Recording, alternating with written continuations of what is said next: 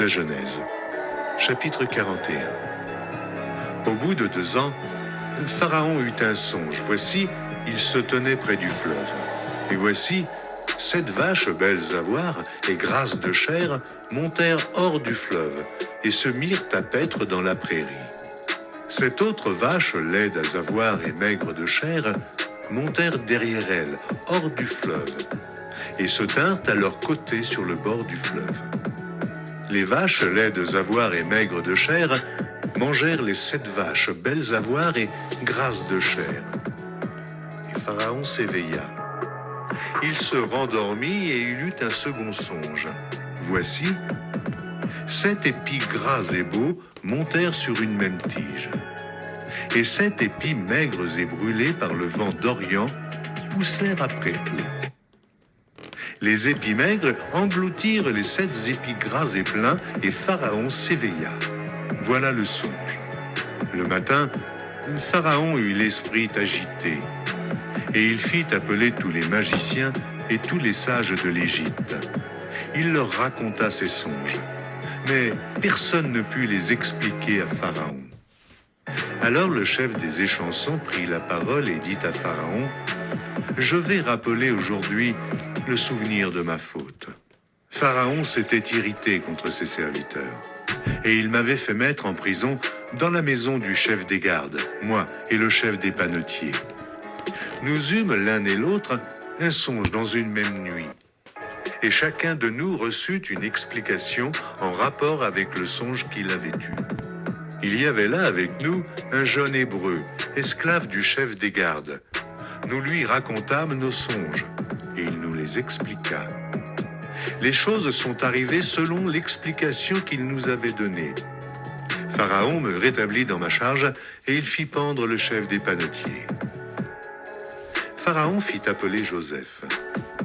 On le fit sortir en hâte de prison. Il se rasa, changea de vêtements et se rendit vers Pharaon. Pharaon dit à Joseph, « J'ai eu un songe, et personne ne peut l'expliquer. Et j'ai appris que tu expliques un songe après l'avoir entendu. » Joseph répondit à Pharaon en disant, « Ce n'est pas moi. C'est Dieu qui donnera une réponse favorable à Pharaon. » Pharaon dit alors à Joseph, « Dans mon songe, voici, je me tenais sur le bord du fleuve. Et voici, 7 vaches grasses de chair et belles d'apparence montèrent hors du fleuve et se mirent à paître dans la prairie. 7 autres vaches montèrent derrière elles, maigres, fort laides d'apparence et décharnées. Je n'en ai point vu d'aussi laides dans tout le pays d'Égypte. Les vaches décharnées et laides mangèrent les 7 premières vaches qui étaient grasses. Elles les engloutirent dans leur ventre sans qu'on s'aperçût qu'elles y fussent entrées, et leur apparence était laide comme auparavant. Et je m'éveillai. Je vis encore un songe. 7 épis, pleins et beaux, qui montèrent sur une même tige, et 7 épis, vides, maigres, brûlés par le vent d'Orient, poussèrent après eux. Les 7 épis maigres engloutirent les 7 beaux épis. Je l'ai dit aux magiciens, mais personne ne m'a donné l'explication. Joseph dit à Pharaon, « Ce qu'a songé Pharaon est une seule chose. Dieu a fait connaître à Pharaon ce qu'il va faire. Les 7 vaches belles sont 7 années, et les 7 épis beaux sont 7 années. C'est un seul songe. Les 7 vaches décharnées et laides qui montaient derrière les premières sont 7 années. Et les 7 épis vides, brûlés par le vent d'Orient, seront 7 années de famine. Ainsi, comme je viens de le dire à Pharaon, Dieu a fait connaître à Pharaon ce qu'il va faire. Voici, il y aura 7 années de grande abondance dans tout le pays d'Égypte. 7 années de famine viendront après elles, et l'on oubliera toute cette abondance au pays d'Égypte, et la famine consumera le pays. Cette famine qui suivra sera si forte qu'on ne s'apercevra plus de l'abondance dans le pays. Si Pharaon a vu le songe se répéter une seconde fois, c'est que la chose est arrêtée de la part de Dieu, et que Dieu se hâtera de l'exécuter. Maintenant que Pharaon choisisse un homme intelligent et sage, et qu'il le mette à la tête du pays d'Égypte. Que Pharaon établisse des commissaires sur le pays pour lever un 5e des récoltes de l'Égypte pendant les 7 années d'abondance. Qu'il rassemble tous les produits de ces bonnes années qui vont venir. Qu'il fasse, sous l'autorité de Pharaon, des amas de blé, des approvisionnements dans les villes, qu'ils en aient la garde.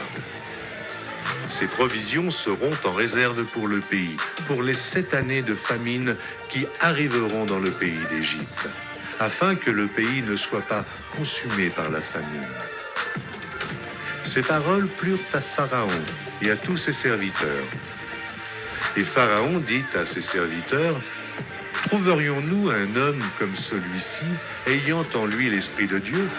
Et Pharaon dit à Joseph, « Puisque Dieu t'a fait connaître toutes ces choses, il n'y a personne qui soit aussi intelligent et aussi sage que toi. Je t'établis sur ma maison, et tout mon peuple obéira à tes ordres. Le trône seul m'élèvera au-dessus de toi. » Pharaon dit à Joseph, « Voici, je te donne le commandement de tout le pays d'Égypte. » Pharaon ôta son anneau de la main et le mit à la main de Joseph. Il le revêtit d'habits de fin lin et on lui mit un collier d'or au cou. Il le fit monter sur le char qui suivait le sien. Et l'on criait devant lui, « À genoux !» C'est ainsi que Pharaon lui donna le commandement de tout le pays d'Égypte. Il dit encore à Joseph, « Je suis Pharaon, et sans toi, personne ne lèvera la main, ni le pied, dans tout le pays d'Égypte. » Pharaon appela Joseph du nom de Tsaphnath-Panéach, et il lui donna pour femme Asnath, fille de Potiphéra, prêtre d'On. Et Joseph partit pour visiter le pays d'Égypte. Joseph était âgé de 30 ans lorsqu'il se présenta devant Pharaon, roi d'Égypte, et il quitta Pharaon et parcourut tout le pays d'Égypte. Pendant les 7 années de fertilité, la terre rapporta abondamment. Joseph rassembla tous les produits de ces 7 années dans le pays d'Égypte. Il fit des approvisionnements dans les villes, mettant dans l'intérieur de chaque ville les productions des champs d'alentour. Joseph amassa du blé comme le sable de la mer, en quantité si considérable que l'on cessa de compter, parce qu'il n'y avait plus de nombre.